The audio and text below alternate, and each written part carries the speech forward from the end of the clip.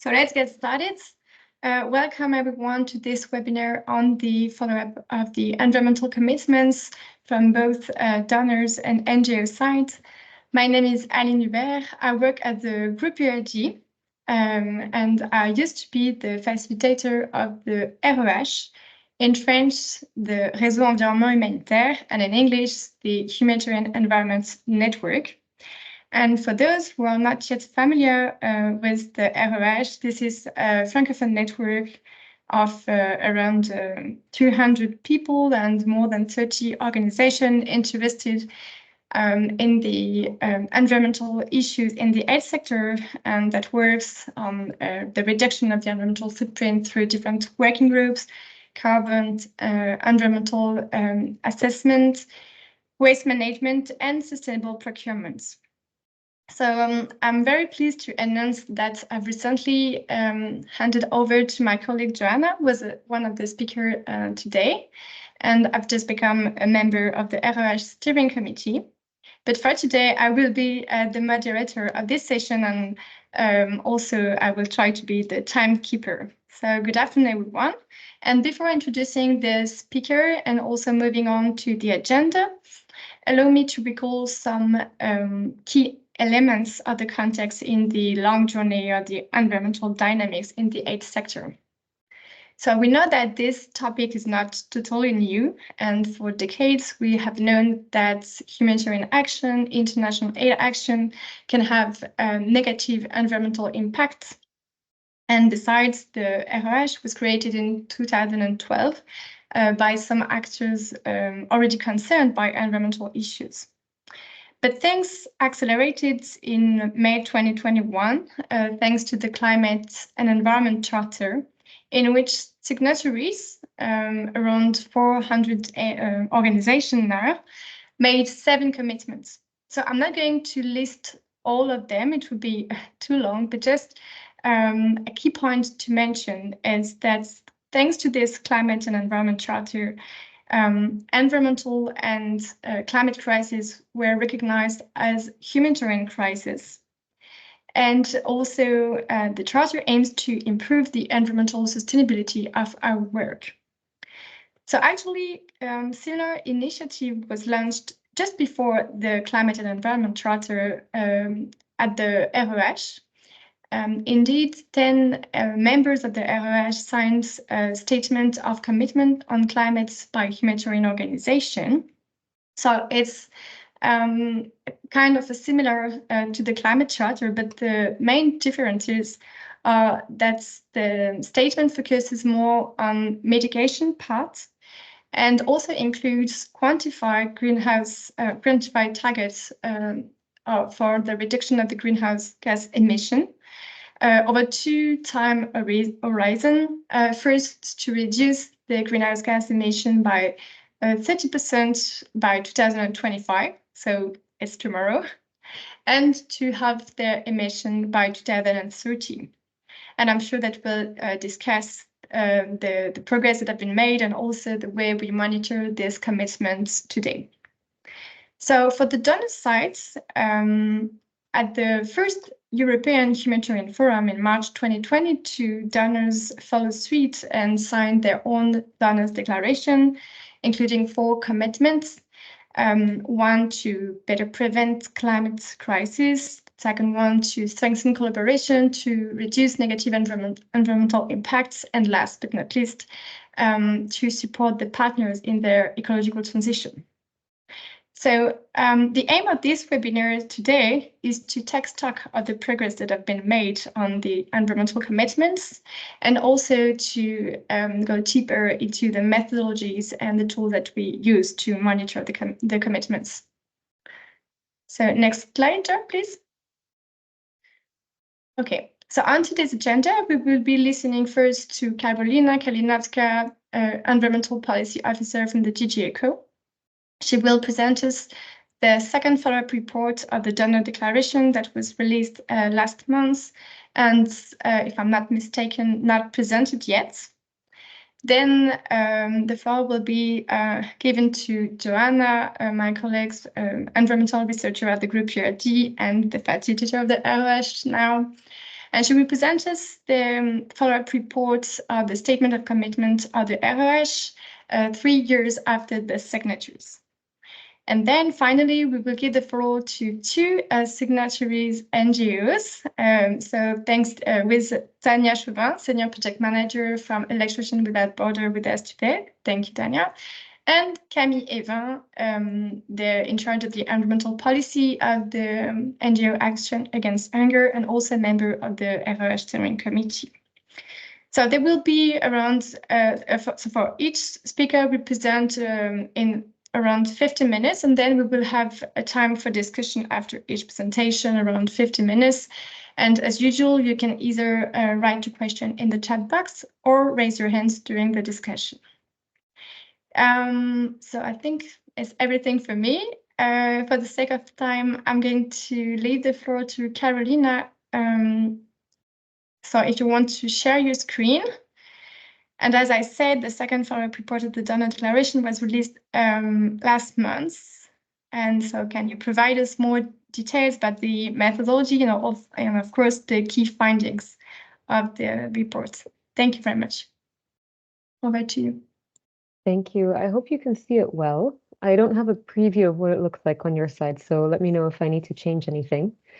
But yes, happy to be here and to present the second report, the second annual report. Indeed, Aline is right that we didn't have a dedicated session on this at the European Humanitarian Forum, although we did plug it, of course, during our session on climate finance and more access to climate finance for fragile and conflict-affected states. So happy to be presenting this. Yes. Sorry for interrupting. Maybe I can see not in the full screen here. So if you can move, yes, it's perfect. Yeah, okay. Thank you. Great. So just as a reminder, the donor declaration on climate and environment is the donor equivalent of the climate charter. You're obviously very well familiarized with the climate charter. I'm sure all, if not most of you, are signatories. So the commitments here on the screen are basically a mirroring of the climate charter commitments. But just as a reminder, we have four, which are aimed at donors specifically. And the first one being encouraging greater investment in the work to prevent, prepare for, anticipate, and respond to disasters. That's not the full text, but that's the gist of it. And the second one is about contributing to improving cooperation and partnerships between governments, donors, and aid actors to strengthen disaster risk reduction, climate change adaptation, and longer-term development. So essentially, really the nexus work here. And then the third and fourth commitments are really more related to the greening. So the first one is about increasing efforts to reduce the greenhouse gas emissions, as well as impact on biodiversity of our humanitarian activities to help achieve the Paris Agreement goals.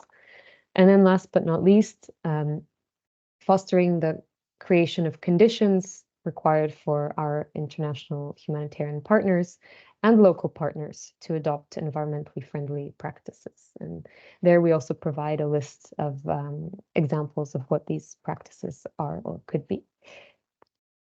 So again, just to remind who the signatories are, it's of course the EU in its role as a humanitarian and development donor, as well as 23 EU member states and Norway. We are also working on aligning those donors that are supporters of the Climate and Environment Charter with being signatories of the donor declaration, because we really see these two processes as one and the same. So we do not want a separate group of supporters of the Charter and a separate group of signatories. So this is ongoing work to make sure that these two are aligned. We have agreed amongst the signatories to meet twice a year to discuss the implementation as well as common actions. And we do also an annual reporting to take stock of progress. So this is exactly what I will be presenting today, the outcomes of our second report. And there is a question on the methodology, what exactly we do to create this report. Well, we start with a common reporting template, and that's the most important. So this template is discussed and agreed between the signatories, for example, in the above mentioned meetings. And this means that, we get a uniform set of information, which is very useful. But, we could also argue, on the other hand, that the template could be refined a little bit more, and we can get into that a bit later. So in terms of the outcomes, we ask our signatories, for instance, about their strategies, what they have in place, either in development or what they've updated. And most have strategies to make humanitarian aid greener, which is definitely very positive. And over the last year, signatories have either revised or furthered, so made more ambitious, what they have in their humanitarian aid or external aid strategies. It's important to note that, of course, not all the signatories have separate humanitarian strategies. They might feature it under their overall external aid. And they've also either revised or updated policies, safeguards, or adopted new tools. Some have focused on developing guidelines on climate action, on environment and humanitarian aid. So really the intersection of these two. We ask the kind participant to mute themselves. Thank you. And also in terms of creating an enabling environment, all signatories work on the localization of aid and capacity building at the local level. And all of these points have specific examples in the reports, which you can find online. So if you want to know more about what the different signatories are doing, they've all provided quite some detail on different initiatives. So definitely would encourage you to take a look. And now zooming into the greening specifically, regarding tools to estimate greenhouse gas emissions and impact on biodiversity. So the third commitment. It's still definitely a collective area for improvement. I think you see this yourselves. Definitely very few donors have such tools in place. However, there has been an improvement. Progress is being made. So this year in 2024, 4 signatories have some form of monitoring and measurement of environmental impact in place. And this is 3 more than last year, where we only had 1.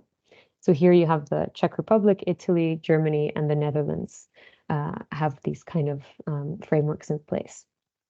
In terms of the monitoring, we have also asked the signatories how they monitor really the implementation of their greening priorities. And this is mainly done through field visits, unsurprisingly, monitoring frameworks, and importantly, discussions with partners, as well as requirements in some cases, for example, DG ECHO having its own requirements.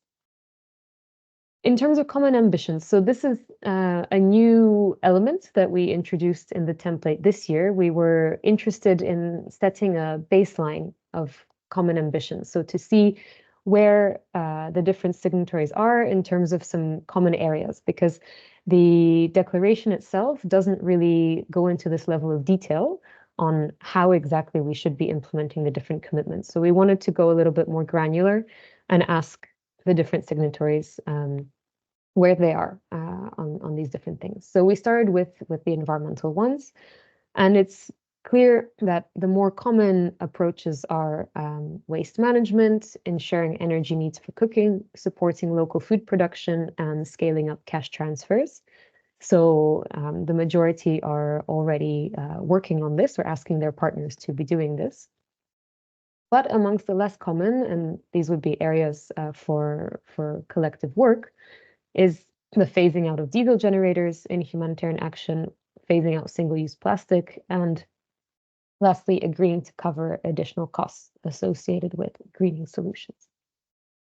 So that is it. This is just a taster. Please do check online for more details, and happy to answer questions. Thank you.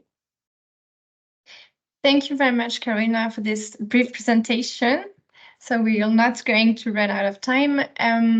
So for all the participants, if you have questions or comments, please feel free to jump in or to ask your question in the chat box. And I will start the question though. So Karolina, you mentioned during your presentation, and I've seen in the reports that you only collect the answer from only 10 out of the 25 signatories. And I didn't know actually that there was only one respondent in 2023. But so what steps can be taken to encourage broader participation in the future reporting cycles?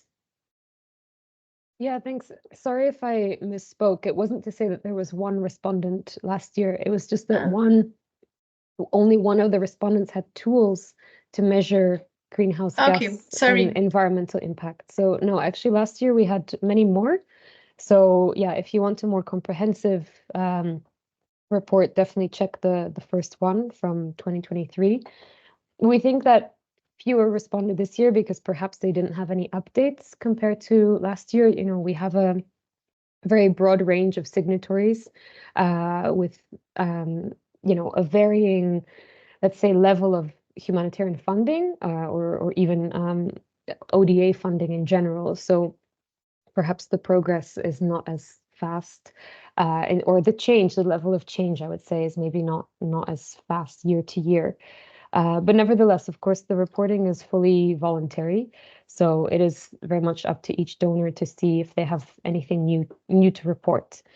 And also, yes, like I mentioned, the size, the government size of our signatories differs, so it could be a level of capacity.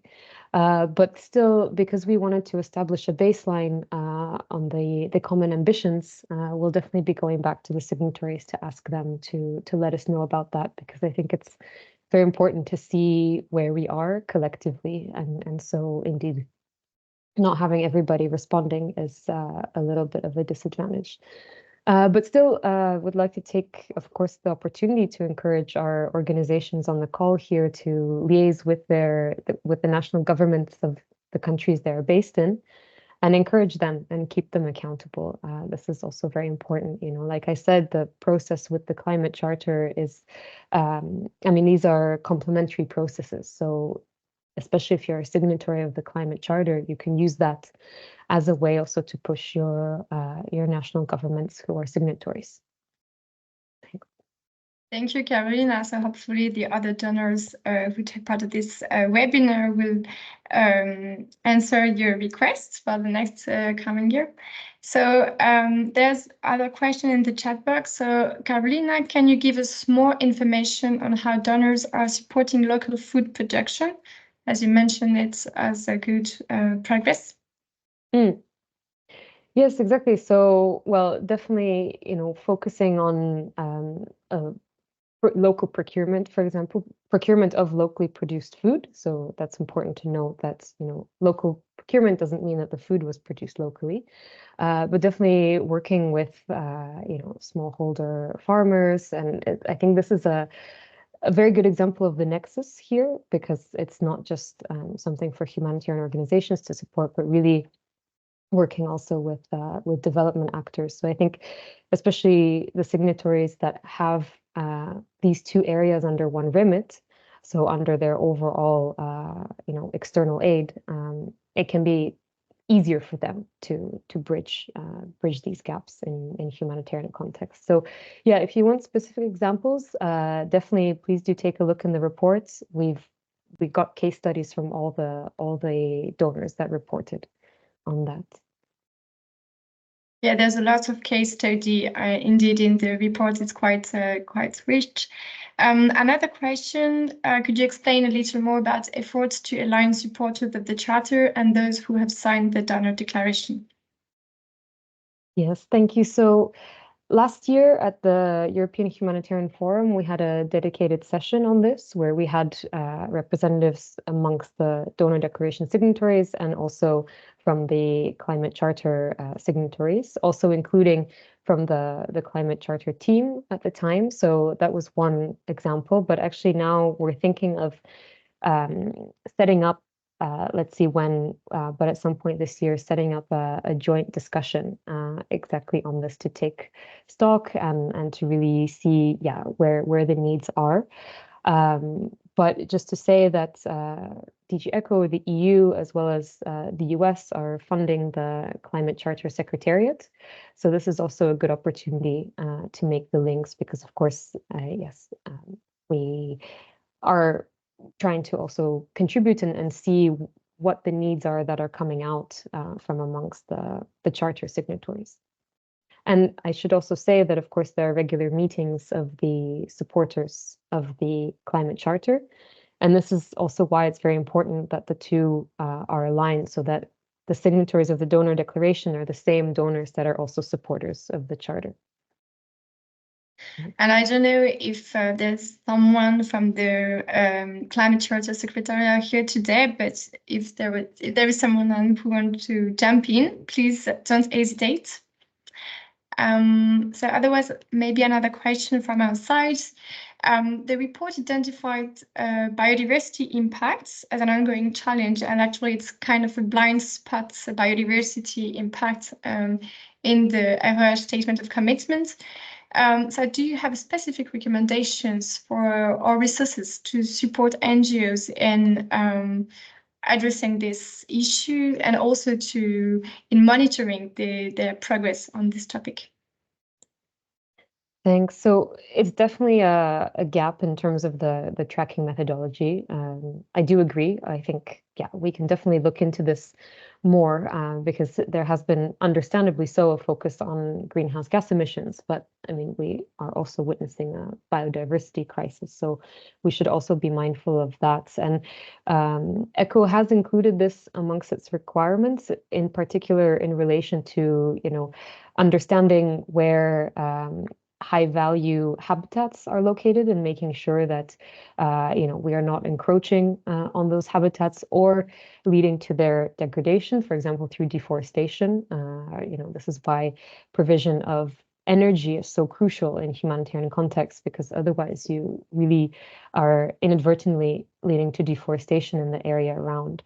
But I think to look at it a different way, I mean, on the one hand, it's about understanding, of course, the risks that we might be posing to local biodiversity, but it's also about fostering, nature positive, let's say, nature positive responses or areas. And this is where nature-based solutions have a big role to play. And we really see this as a new area for humanitarian actors, with a lot of good work being done by IFRC and IUCN in this space, with dedicated working groups. And actually, this is something that we've also focused on as ECHO in our ERC HIP last year, and we will continue to do so. So this is a plug to check out our newly published call for proposals, where we want to indeed show that nature restoration can also have livelihoods benefits in humanitarian context. So this is the really key element, that we are not only doing it for the sake of protecting or restoring nature, but also because of the benefits financially and others that it can bring to affected persons. And I just wanted to give lastly an example. IUCN colleagues will be able to speak much more to this, but it really stuck in my mind the case of the Rohingya camp, which was unfortunately, due to lack of other areas for the camp to be created, it ended up being created in an elephant habitat. And this created really big conflicts with the refugees, because of course they were in the elephant's habitat. But work was done through the IUCN, and of course with local organizations as well, to find a way for people and the elephants to live together, so that there was not only no destruction of their habitat, but also that unnecessary deaths of people and elephants were not taking place. So I think the key message is here of bringing in environmental organizations that have the expertise to know how do we work to prevent habitat destruction, and also living with nature in general. So I think don't hesitate to look for partnerships with especially local organizations who work on environmental protection. Yeah, deforestation is a very thorny issue, especially on the surroundings of the refugee camp. And precisely, there's a question regarding local organizations. I wanted to know the strategy to be adopted to help African countries adhere to these commitments, and the means for these countries to respect them. So yes, especially local organizations. I mean, as you know, we work through EU-based organizations who then work through local partners. And this is a big priority in recent years for ECHO to strengthen its work through local partners. Of course, we have to rely on our EU-based partners to do this as well. But we are making our training resources available to non-ECHO partners, which I think is a very good new development. So our training, both the online training, sorry, and the classroom training is available to non-ECHO partners. So we're hoping to promote that more. So I think, yeah, as much as possible, making resources open source or available to a wide range. And also, of course, the language issue. So making sure we are making resources available in as many languages as possible. And also, generally, in terms of our localization commitments, we, will be paying much more attention into the amount of money that is going to local partners. So with discussions, around 25% and pushing our international organizations to make sure that is happening and asking for them to report against that. Thank you. Again, the question in the chat box. So a question about can you precise the difference between the common and less common ambitions? Do the less common ambitions refer to the one on which there were lesser agreements between donors? It's just maybe a clarification. Yes, sorry if that wasn't clear. No, it was the more common are the ones that more signatories are already working on. So that was the difference. The less common being the ones, that fewer signatories have in place. So it was really about, what donors are actually doing in these areas. So they aren't asking their partners to do waste management, then they wouldn't have reported under that.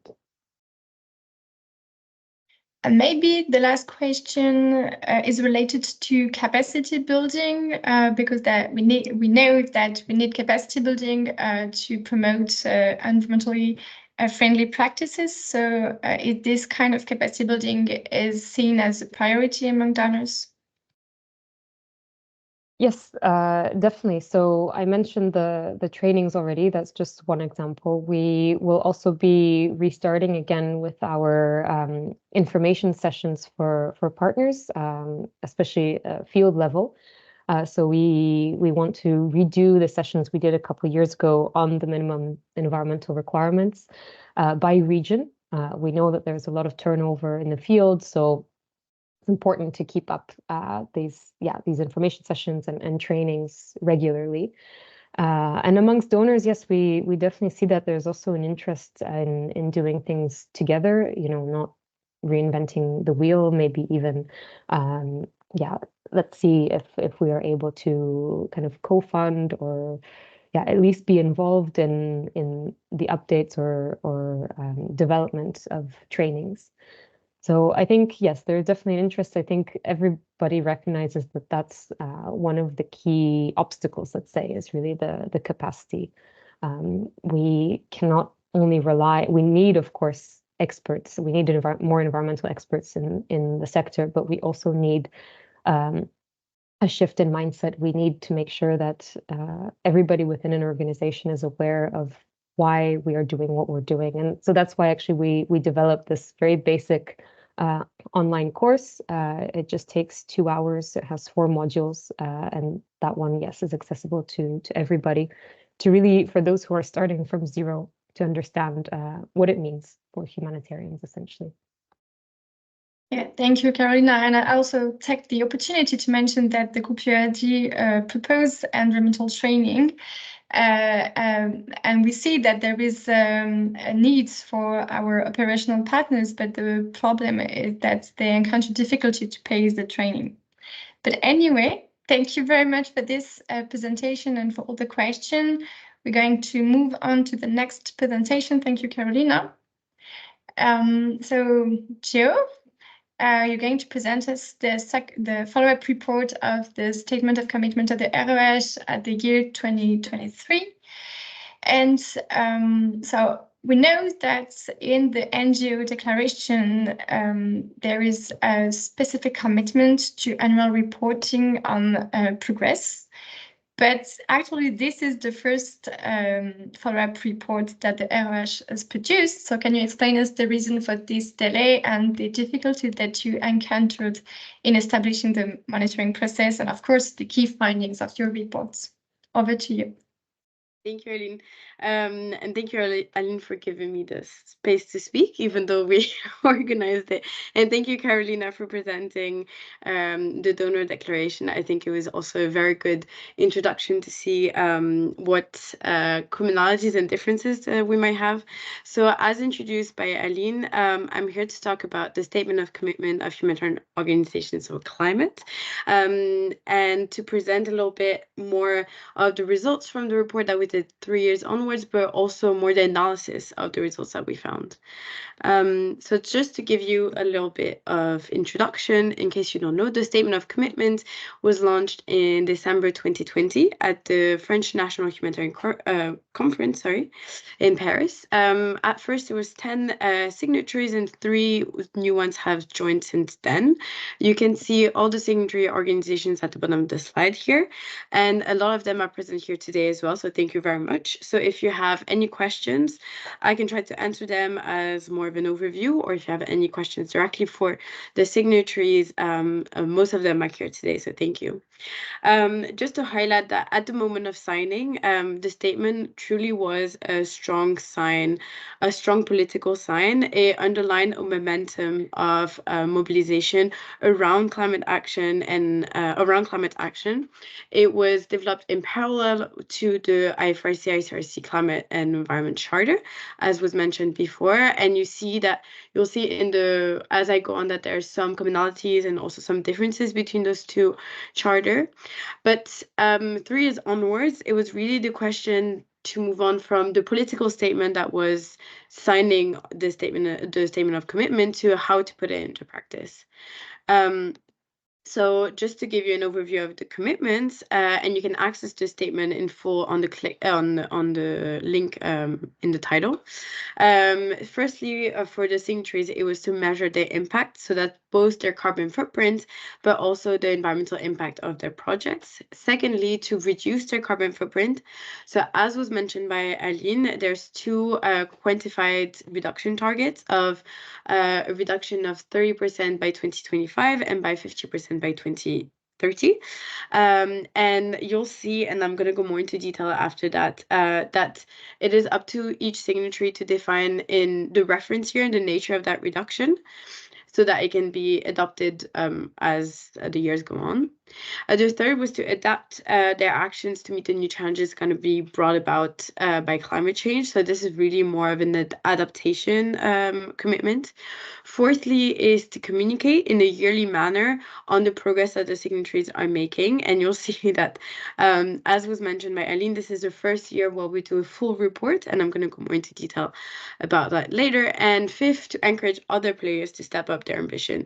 So both commitment 4 and 5 and are linked to the webinar that we're doing today, for example, is really to underline what the signatories have been doing and how they've been making progress along. So as I was mentioning, there's 4 aims to reporting. Firstly is to be in line with commitment 4 of the statement. Second is to assess the progress made by each signatory. And this is not really to be able to compare, but rather to give an overview.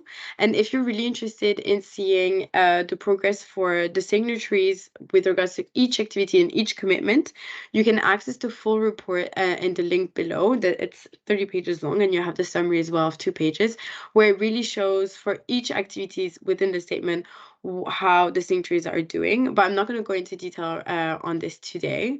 So to identify the progress, it's also to be able to identify the successes and the challenges that the signatories are facing.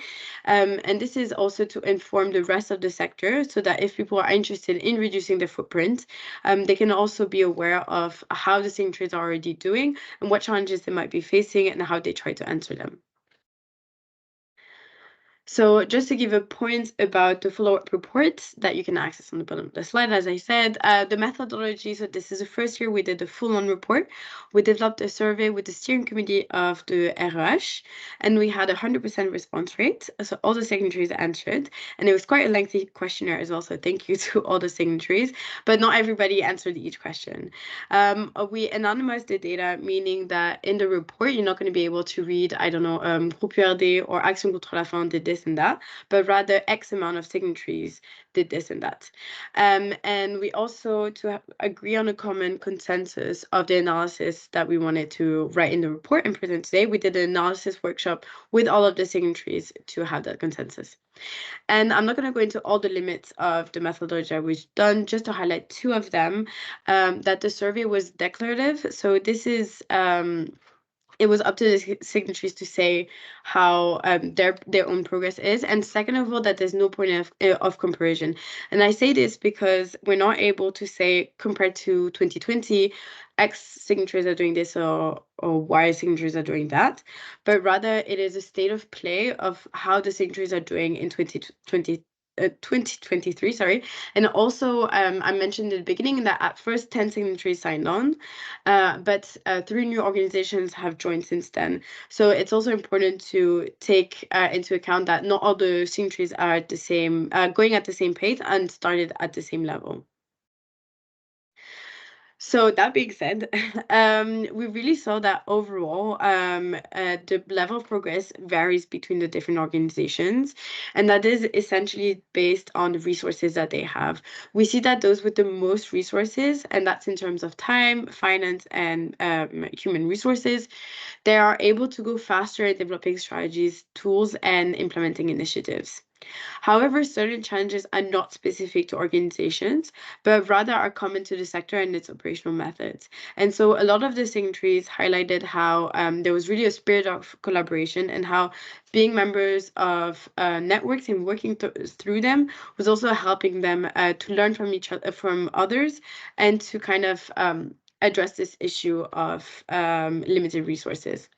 That being said, part of the ecological transition process is specific to each organization, and it does require internal resources.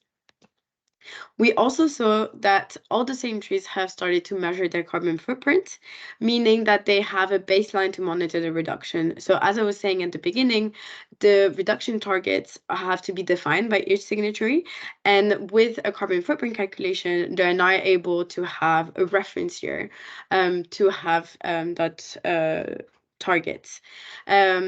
And we can also see that most signatories have developed a reduction strategy or drawn up action plans based on that analysis. So we can see that at the time of signing, they took on the commitments, but they couldn't actually define them. And now we can see that the signatories are making progress towards that.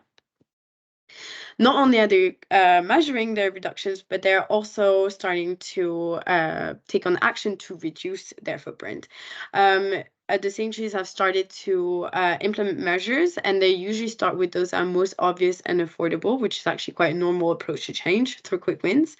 But they have also been working on measures that are more complicated, technically, financially, or because of cultural or institutional resistance. And they can also do that through the working groups. We also saw that in the context of limited resources, the signatories have complex choices on which action to prioritize. I think the 3 years after signing on is quite an interesting point of view, because there's been enough time so that you can start to define a strategy and implement certain activities, but you also stand in front of the mountain of challenges that you might be facing. So it's quite interesting to take stock of how the signatories are doing at this point in time. And I also just wanted to highlight the issue that is quite specific to environmental and climatic issues, as certain activities might come into conflict with others. If we look at waste management, for example. If you want to have better waste management in your offices, that might entail having more recycling bins. That might mean having more waste collection, one for recycling, one for organic waste. That might mean more trucks on the road and overall more CO2 emissions. So it's not easy. They're quite complex choices to be made, and they can turn into conflicts. They can come into conflict. But then again, the signatories have highlighted how sometimes it is useful for them to discuss collectively through the networks, to look at the big picture and to be able to make the choices within their own organizations. So as I said, 2023 is quite interesting because you can quite identify the challenges that you're going to face. I've put a long and exhaustive list of the challenges that different signatories might be running into. I'm not going to go into detail about all of this. I just thought it might be interesting for the people watching to have this idea. And if you want a full analysis of those challenges, you have the link to the report. But I'm just going to go into detail about 5 of those specific challenges. Firstly, as we said, when the declaration was launched, it was really a political commitment, and so a lot of them, it was HQ level that was signing on to it, and now it means how can we translate this throughout the organization and not have this HQ-centric vision of the commitment, and that can be actually quite challenging to have this organization-wide strategy. Secondly, we have also seen that some, and I cannot pronounce that word, sorry, but pedagogic, I cannot pronounce that word, challenges on how to explain the complexity of the climate crisis and environmental degradation crisis, and to how to translate that into practice. And so, for example, some of the members of the ROH are working through a subgroup of the Carbon Working Group on really this sensibilization and how to translate all of these complex issues throughout an organization. Third, some of the organizations have mentioned that they had this feeling of not knowing where to start. And I think that might be quite common because of the huge challenge that we have to do this ecological transition process. And I thought it might just be interesting to say it again, to say that it's not easy, but even if organizations might have that feeling, they're still implementing actions. So that I thought that could be quite interesting. Fourthly, some have mentioned some tensions with the business model of an organization, and I'm going to go into more detail right after. And finally, they've also mentioned the fact that many of those organizations are working within a variety of contexts, activities, and means, and it can be quite complicated to translate, as I was saying in the beginning, one organizational strategy or one common declaration into each of the different activities that an organization might be conducting. And I put a quote here from one of the respondents, is that there's no miracle solution, and that is quite the case with the statement of commitment. Overall, we have broad, complex issues that have come out of this analysis. We don't have all the answers. I just thought it might be interesting to mention them here again. Firstly, as I was saying, it is up to each signatory to define their reduction targets, both in terms of the reference year, but also in terms of the nature of the reduction. And you can either have a reduction in absolute terms, meaning you have X amount of CO2 in 2019, and then you have X divided by 2 CO2 emissions in 23, or you can have it in absolute terms, meaning it is, in relative terms, meaning it is relative to an indicator that I've chosen. Some might have chosen full-time equivalence or your chiffre d'affaires. Apparently it says turnover, but yeah, chiffre d'affaires. And this has actually far-reaching consequences because it raises questions of the growth of international aid. Sorry, because I only have 15 minutes, so I'm going quite fast, sorry. So it raises question about the growth of international aid organizations because, for example, with regards to absolute terms, if you're cutting your activities into 2, you might cut your CO2 emissions into 2. And so there's complex questions behind those. And we really don't have the answers. We just wanted to highlight that those questions are being asked by the organizations and throughout the network, because there's questions about if all organizations have to reduce their emissions in the same proportion, regardless of the level of emissions that they had at the reference date, whether they're a large organization or a smaller organization. If all activities have similar with similar environmental impacts are equally valid or have the same social value. So all of these are quite complex questions that we're now seeing being raised in the different signatories organizations. Sorry, I am speaking very fast. I have to catch my breath. And there's another complex question that we saw on communicating. So as we said, and compared to the donor declaration, we've not been able to do a report every year. Now that we have a set up methodology, we do want to do this in a yearly manner, but it is quite complex because we have a wide variety of organizations that joined. They have not joined at the same time as well. So they might have different communication strategies within their own organization, internally or externally, and there might also be technical or reputational issues. Not every organization is able to do a full carbon footprint calculation every year and to be able to report on how much progress and how much they're reducing their emissions every year. It's actually quite important to ask ourselves those questions, because there might be issues with regards to greenwashing or how you inform the rest of the sector of how you're doing collectively. So for the signatories, their next steps, they've all highlighted that the commitments has been and still is a driving force behind the current ecological transition process, but that beyond the signing, it really is a question about putting the commitments into practice, and the fact that it looks quite different between the different organizations. And so we thought that it's quite important to, whilst organizations have different strategies, to discuss this openly so that other actors can inform themselves and form their own opinion with regards to the ecological transition. And so finally, the signatories and the RH have an appeal to the sector. Firstly, we want the rest of the sector and organizations to reflect on those complex questions and the consequences that go hand in hand with the need to reduce our emissions. And as I said, we don't have the answers. I'm just putting on lots of complex questions, but it is important to ask ourselves those questions and to discuss them collectively. We also appeal the rest of the sector to commit to reduce emissions and to actually reduce their own emissions. You could do that by signing on the statement of commitment. And finally, also to adapt, so to preserve and conserve the environment in which we operate and to help communities to become more resilient, prepare for and to adapt to the new realities brought on by climate change. And this is actually not my own words. This is from the statement of commitment.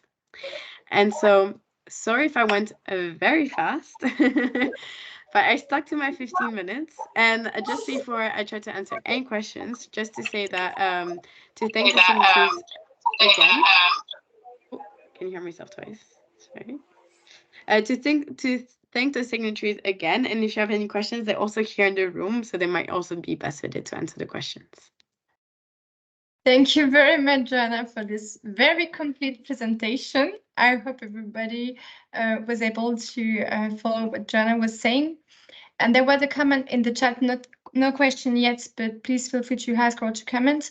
Samantha just flagged that carbon offsetting cannot be included in the calculation of the carbon footprint, of course, and also cannot account for the reduction parts of the objective. Okay, so if there's no question, I'm going to start again. So, Johanna, we know that, so RH has published, the RH Secretariat has published this follow-up report, but we know that NGO can produce their own environmental report. So how do you see the complementarity between the two, and is there an added value for the RH Secretariat to do this work and to do an overall monitoring process? Thank you. And again, if the signatories want to jump in, don't hesitate. I think it is actually quite interesting to have both kind of reporting. So a lot of organizations are already reporting on the progress that they're making or are planning on doing this reporting. And I think it's quite important so that each organization is holds itself accountable to their own commitments.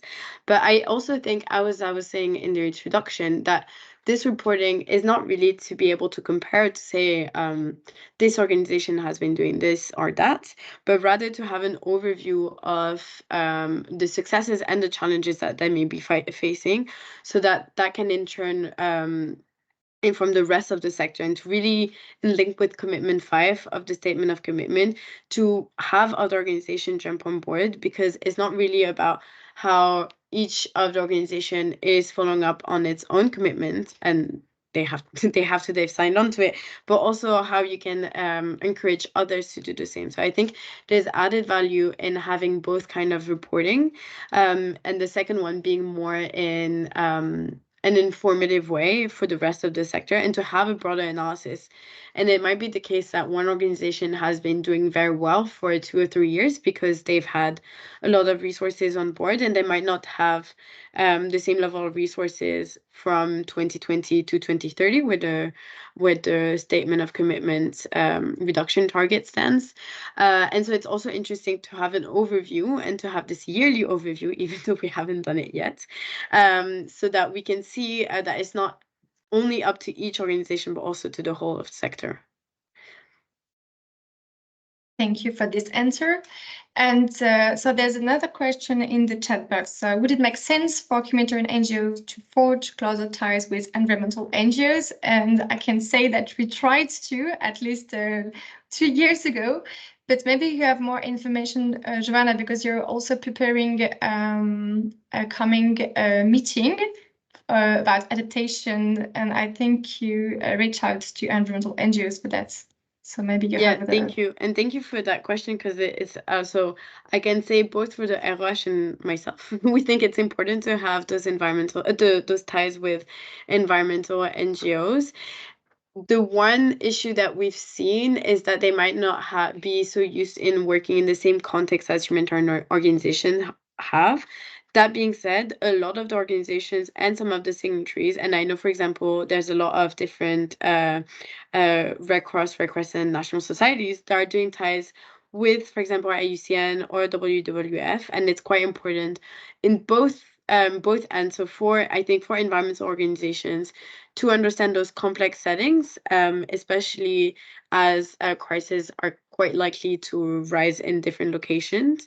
And on the other side, for humanitarian organizations to have that more environmental perspective, because whilst it was mentioned in Karolina's presentation, biodiversity is quite a blind spot in this statement. Adaptation is also mentioned, but it is also quite a blind spot. And so it's also important to have those ties to be able to touch on questions that we might not have had time to look at yet, or might not have the competences inside humanitarian organizations and the way that they function to have those insights.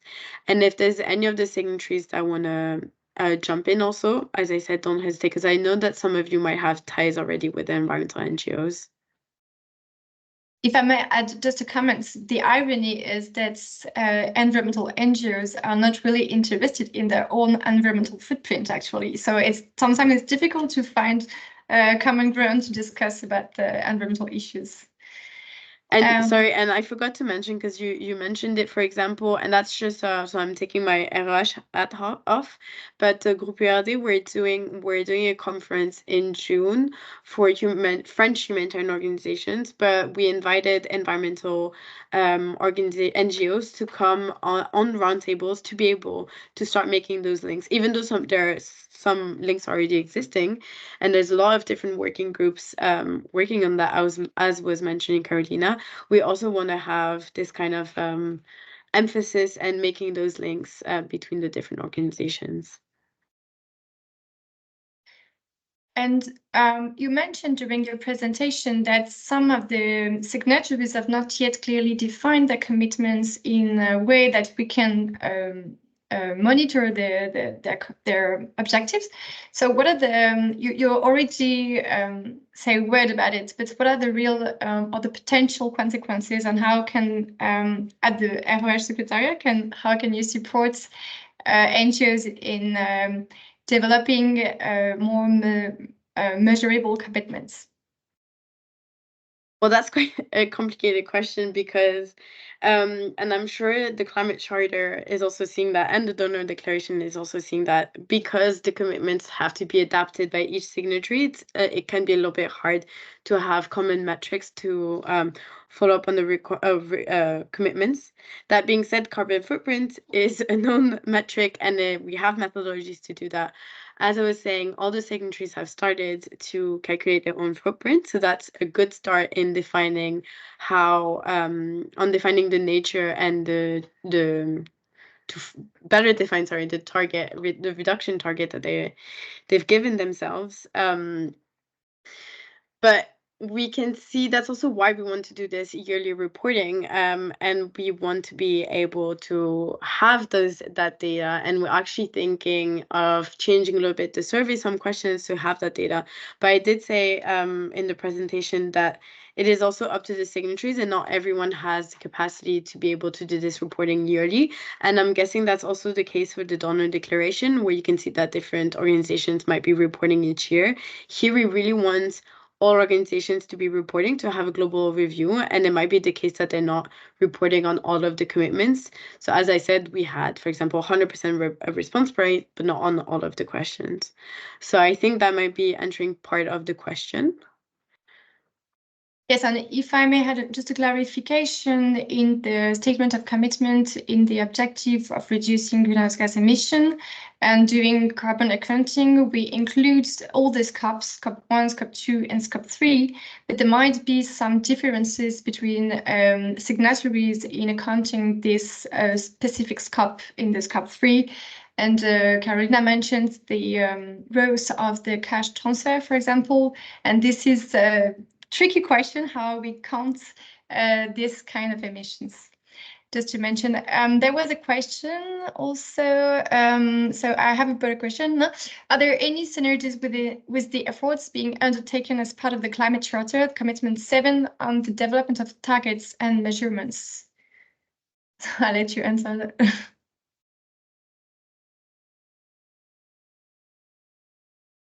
I can just make one specification and then the signatories can come on. I think because I've looked at the website recently, you can upload your own reduction targets and your reduction plan. And I think some of the signatories have done that. That was just precision.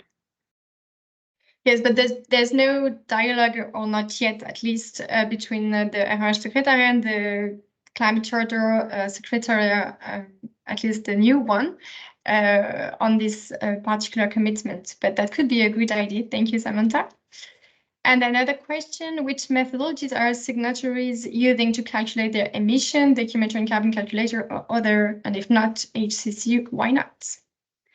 So that's a very good question. We actually asked that question to each of the signatories, so you can have a full answer in the report under commitment 1.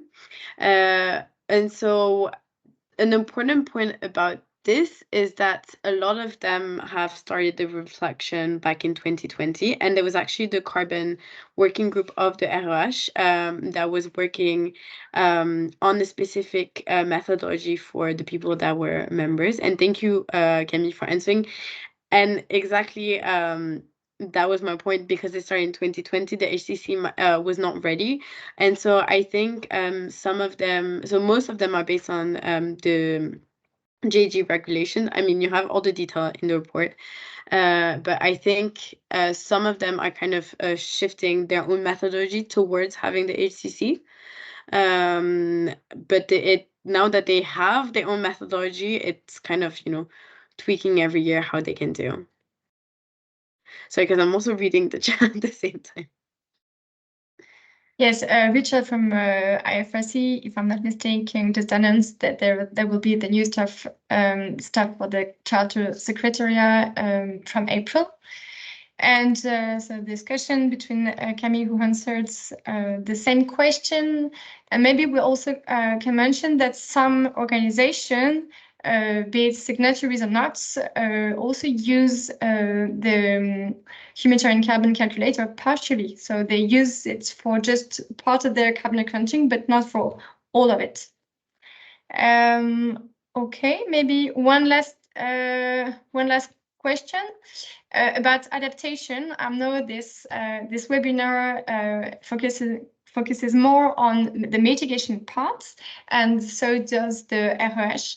But actually, there's also a commitment about adaptation, and the report suggests that there's room for improvement on this commitment. So there are currently no metrics established for monitoring progress.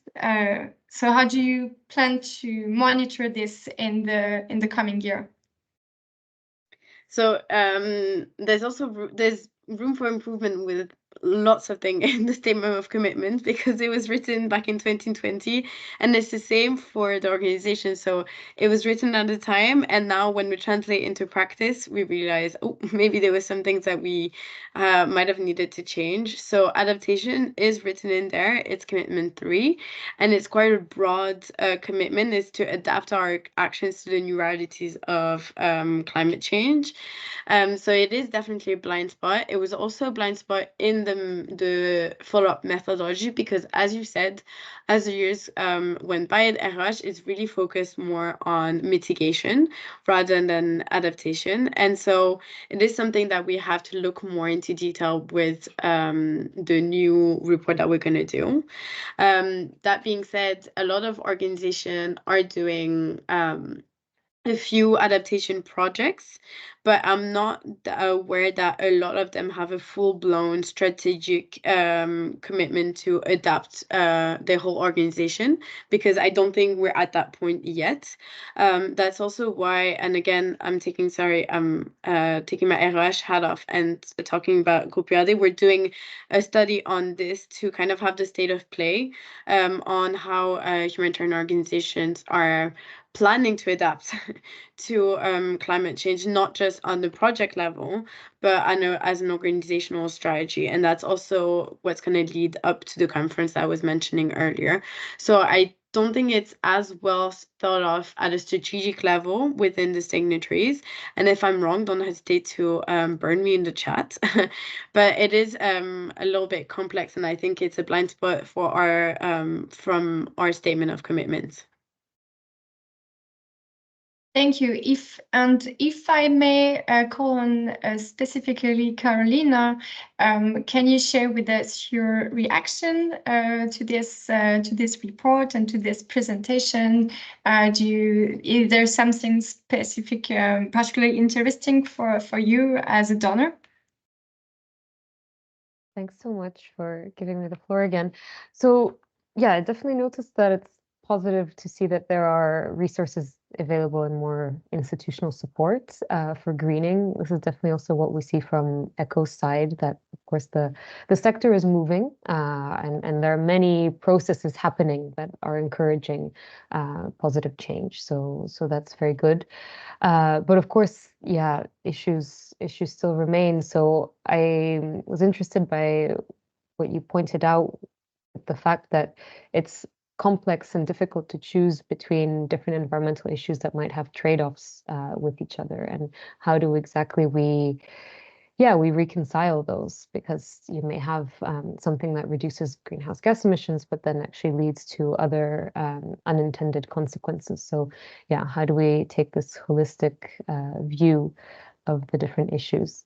And of course, yes, as a donor, we definitely hear you that it requires internal resources and dedicated capacity. I think, there are some organizations that have managed to do it through really mainstreaming, but I think on the general whole, you need environmental experts who can provide not only the support, but also really the keeping up the importance within an organization of these issues. So that's definitely something we hear and take back, and want to encourage. Actually, we realize that maybe organizations don't realize that they can charge expert costs into project costs. I mean, it's not an ideal solution, but you want environmental experts working on projects, and so if you add them under your staff costs, this can be a way to fund environmental experts in your organizations.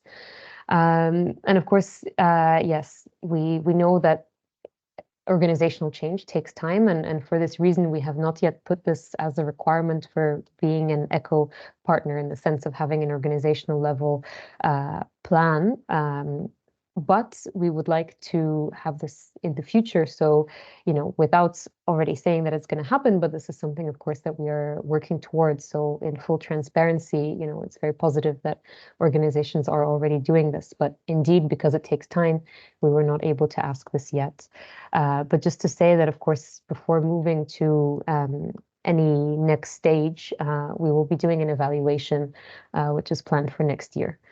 So you will, I'm sure, all be involved in one way or another in this evaluation of the sector, readiness of the sector. Thanks. Thank you, Karolina, for the additional information, and well noted for the tips for the project design. And thank you, Joanna, for the presentation, who shed the light on the difficulties both for the methodologies and for the operational actors. So it's time for us to let the floor to two signatories of the Statement of Commitment of the ROH, so Tanya and Camille. And I have a question for you, and maybe my first question is, what is your reaction to this, to what have been said just previously? So I don't know if I have to, so Camille, go ahead. You open your mic before. Okay, so thank you for the question. Of course, for Action Against Hunger France, we feel very committed and accountable for this commitment. If not, we were hiding ourselves and not present at this webinar. We can see this accountability taking place concretely in our organization by progressing on the different commitments, at least the fourth first. We did not start to communicate, so to fulfill the last commitment, because our approach is to communicate only based on our results. And so at the first part of the work is to assess our carbon footprint, our various environmental impact. So we block the communication for the moment, and we will go out of the forest soon, because we just achieved the first commitment by finalization of our carbon footprint calculation. Of course, the fact to feel accountable for this commitment gives us a good support of the board and the first-ranking managers in our organization. Clearly, since we signed for this commitment, we did create an environment and climate unit. We opened 4 full-time positions dedicated to this, to the 3 first commitment, and une fifth position for the climate adaptation. We got an independent budget, etc., etc. So our really intention is to achieve this 5 commitment, and being accountable for that, of course. Just before Tanya's answer, Camille, just one reaction. How do you fund your position, environmental position? Because for the small organizations that are attending this meeting, it might be interesting to know how you fund them. On our own fund. Since we signed it, there is an investment, a financial investment on our own fund of more than 300,000 euros. Okay. So I knew the answer actually, but thank you. And actually it translates the political support that you receive from your direction. It's a good point. Tanya, over to you. Thank you, Aline, and thank you, Camille. And Karolina and Joanna. It was really interesting, and maybe I'll share a few thoughts afterwards on what was said. But just to situate us, we're a mid-sized NGO, and we intervene both in development settings and emergency settings. And our main goal is to promote renewable energy, and especially solar. So we're a specialized actor in electricity and renewables. So that gives us also this kind of expertise on the topic, so we can also advise other NGOs on the topic. However, we wanted to go further because we were talking about the efforts to phase out generators. Karolina was mentioning them. And at our level, most of the materials that we buy and that we measure in our carbon footprints are solar panels and the equipment associated with it. But what we are looking into is how we can acquire equipment that is decarbonized or that comes from a country with a better energy mix than what is at the moment being provided. So that's one interesting point, I think, that goes into how you go from the political will to actually implementing reduction actions and going even further than, for example, phasing out generators is where do the solar panels or the batteries that you buy come from? Do they come from countries with interesting energy mixes or not? And that also raises a lot of political questions, localization questions. Do we want to say that we want to buy equipment only from countries with good energy mixes, knowing that most of them are going to be, for example, France? So just a first spot that can come into debate is that point on how much do we feel accountable to the commitment 4 years after having signed it. I think we feel extremely accountable because it coincided with an internal decision to formalize our environmental policies. But I do think it is important to motivate both internally our staff and our volunteers, and also to lobby externally and to be part of a collective effort. I think it's increasingly important and extremely important to be part of networks, as was highlighted by Johanna in the report. I think being parts of the working groups for us has been a big help, and it helps us also convince internally of the importance of doing it. I think this kind of not shaming, but showing that if we don't do it, others are going to take the lead, and that can be used to motivate your steering committees or your governance bodies. Yeah. Yes, and at the RH we also do advocate also to the top management of the members because it's also needs to keep the political support that we receive. There's a question from Samantha. Tanya from Marius Chand, is it realistic, feasible for the humanitarian sector to commit to phasing out of diesel generators? And if not, what would be a realistic objective? So it echoes one of the ambitions that was highlighted by Karolina before. And I would say that for Electricians Without Borders, you're quite lucky because your mandate is aligned with the environmental commitment, at least for the renewable energies. But of course, you have you face other difficulties. But I'll let you answer Simon's question. Yes, thank you, Aline. Thank you, Samantha, for the question. I think technically there's a big point, and we actively try to inform other NGOs or other actors that talk about completely phasing out the use of diesel generators. And I think we have to be realistic in that in questions of loads, the kind of equipment that needs to be functional if you're talking about life-saving equipment that can't suffer any breaks, for example, for health aid emergencies, for hospitals. Having only solar panels autonomously and batteries would be both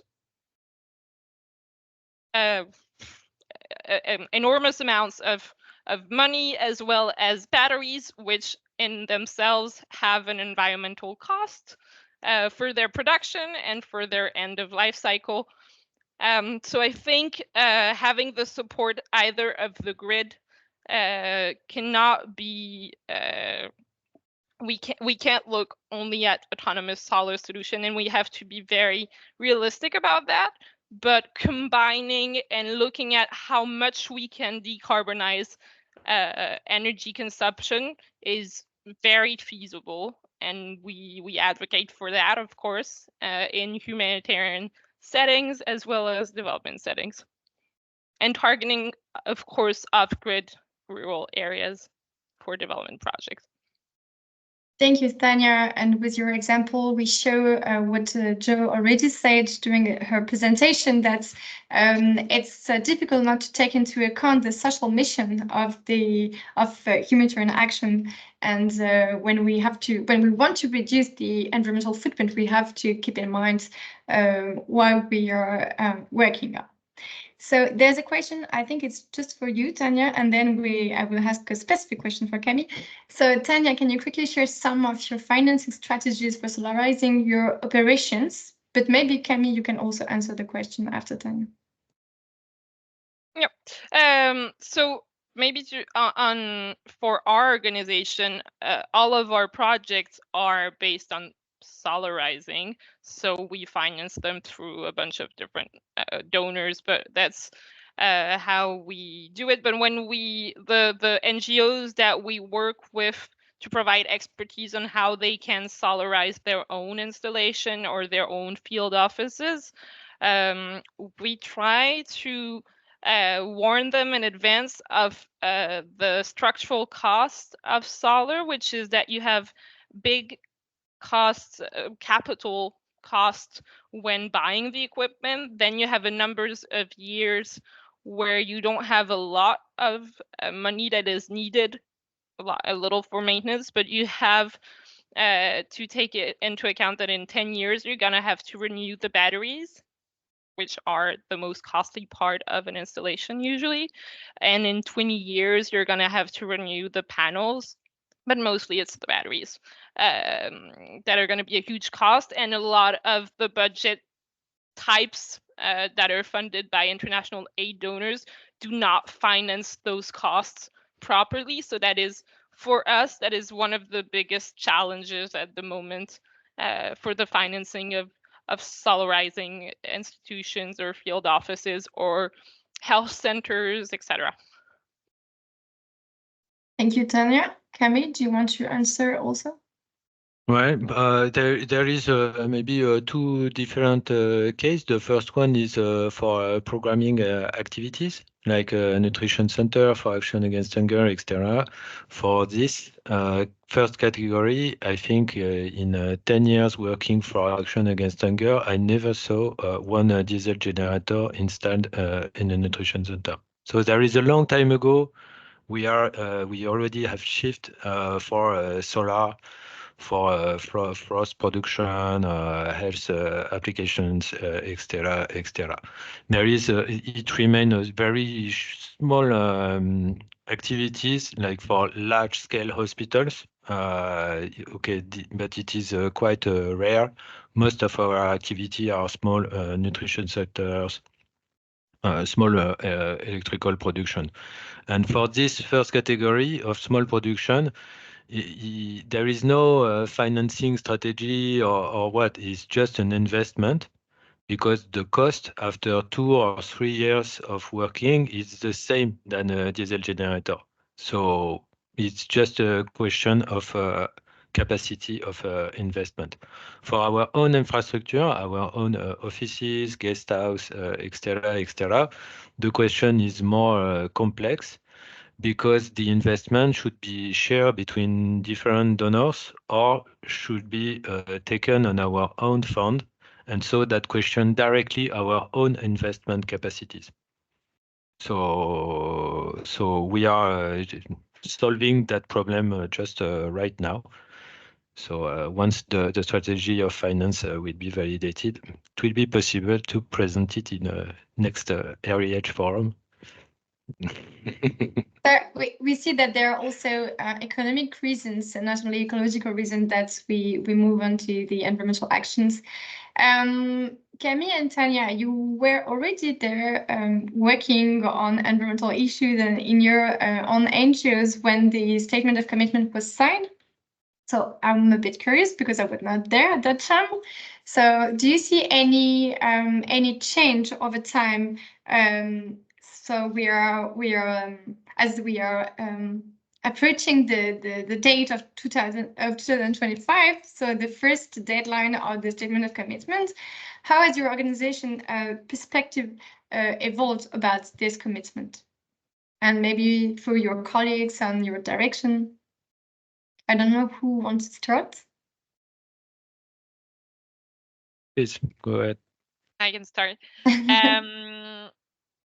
Yes, I was there 4 years ago, and I'm still there. But what changed is that we have specialized technical dedicated resources internally first. I think it really helped us when we started to be part of the REH working group and collectively engage with an external auditor to provide a first carbon footprint for all of our organizations as signatories.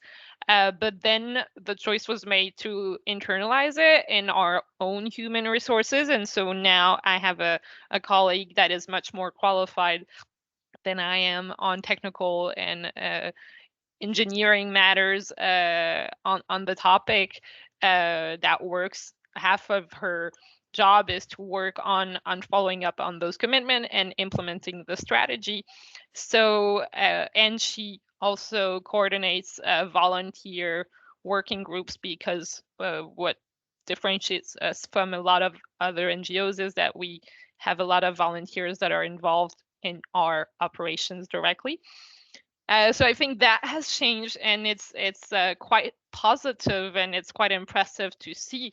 We're also taking stock of the challenges that are going to come ahead in implementing the strategies that we are right now defining after all the work on the tools to do a proper measure and defining our different scenarios. Now that we come to the implementation choices, it's we can see how much of a challenge it's going to be.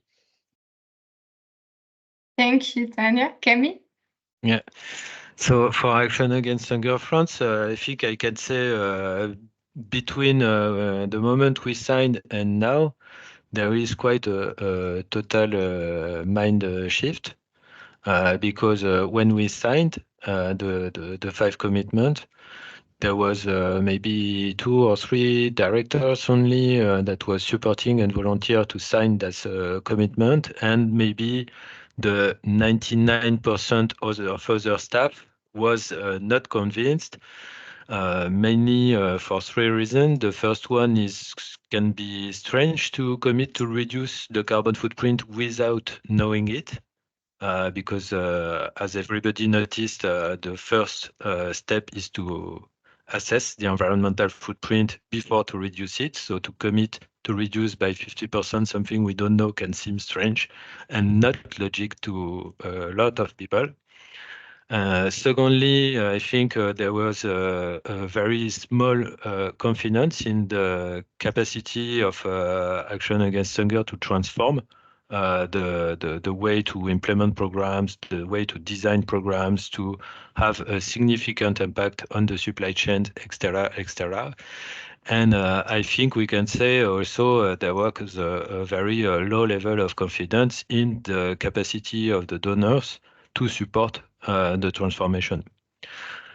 Now, 3 years after, I think the things are totally different because, as I said in the first answer, there was a strong commitment of the board, and the means of implementation have been given to that to fulfill this commitment.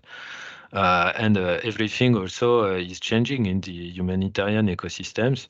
I think people are quite insured now of the support of main donors regarding their approach. Everybody can see the commitment of the donors themselves, etc., etc. So there is two remaining pending questions regarding the way to finance the transition, etc., how to manage the potential extra cost on some scope of actions, etc. But I think we can say that everybody shift the mindset.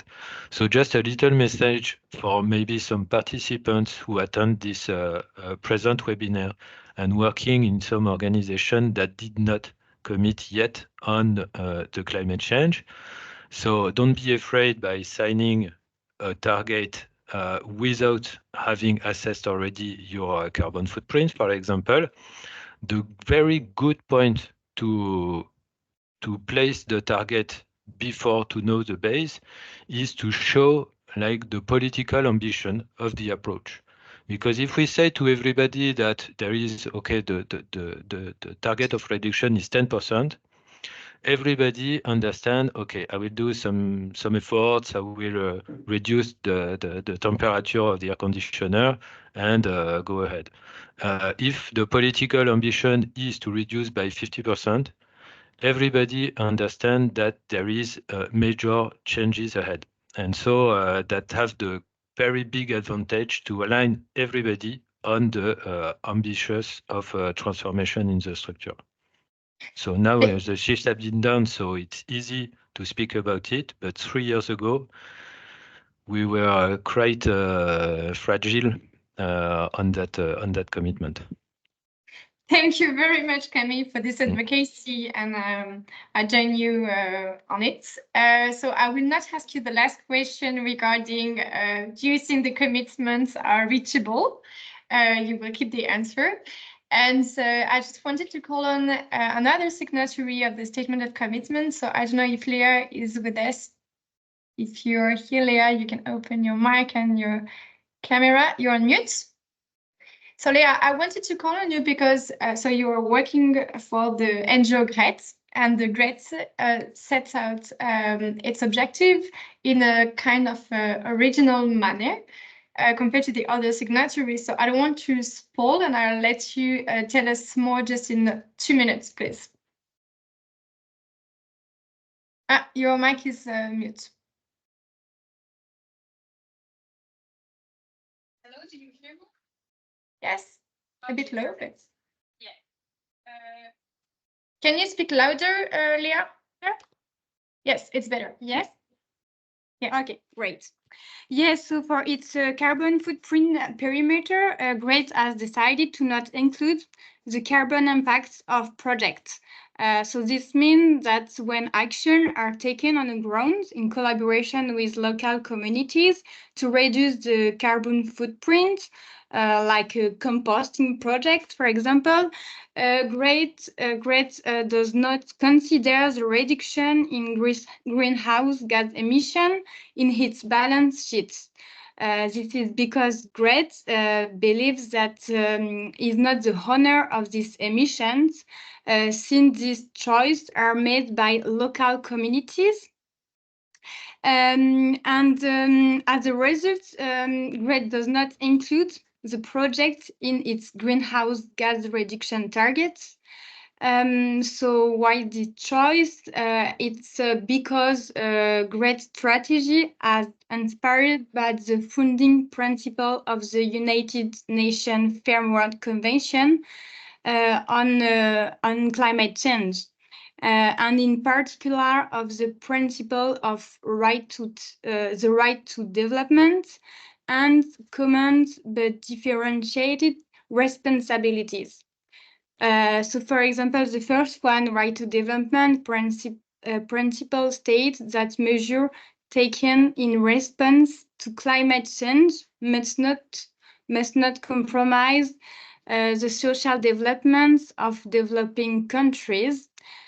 And the second principle of common but differentiates responsibilities is a universal approach shared by all, but adapt to suit specific contexts. Representation and head office will each be able to define their own short-term objective in line with their capacities.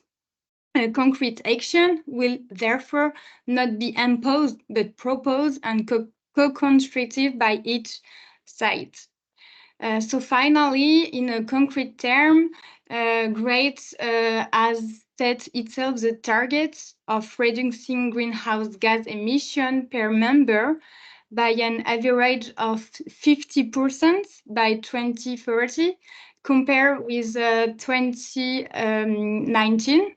And each state will plan its own reduction actions and define its own reduction targets while respecting the minimum threshold by an average reduction in greenhouse gas emission of 25% per member in 2030. Thank you very much, Leah. We're running out of time, but thank you for this position. Yes. And of course, environmental justice is indeed a key component of all humanitarian and international aid action, and we should try to balance power relationships even when reducing the environmental footprint of our action. So for those who are interested in this topic and who could speak French, we hold a meeting about this topic last January with the Forum RH about the tensions and the points of convergence between the objective of the reduction of the environmental footprints and the right to development of the country in the south. So please go visit the RH website and you will find the link. So the webinars comes to an end, and I would particularly like to thank all the speakers for their inspiring presentations, and to all the participants that make a comments and ask the question, and of course for all humanitarian actors for the efforts being made to integrate environmental sustainability into humanitarian actions. So it's clear that international aid community has a crucial role to play in building a more resilient and sustainable and fair future. But what we wanted to underline here is also we've seen that there have been more and more commitments that have been made, but there also need for proper monitoring and reporting on these environmental commitments. And we've seen that monitoring is technically complicated and also politically sensitive, let's say. So because we, as Camille and Joanna said, the commitments were above all the expression of political will, recognizing that it's our duty to act on environmental issues, but it's also very difficult. So the journey ahead requires collaboration, and if you have comments or feedback to share, please don't hesitate to reach out to the RH Secretariat. So Joe will answer your question and your comments. And before you leave, I also have an information to share. There's a forthcoming session at the HNPW dedicated to the translation of the environmental commitment into practical action. It will take place on Monday, the 6th of May at 2 p.m. and organized by the Climate Action Accelerator and the Joint Initiative. So don't hesitate to attend this meeting. And I thank you, all of you, and wish you a good end of day. Bye-bye.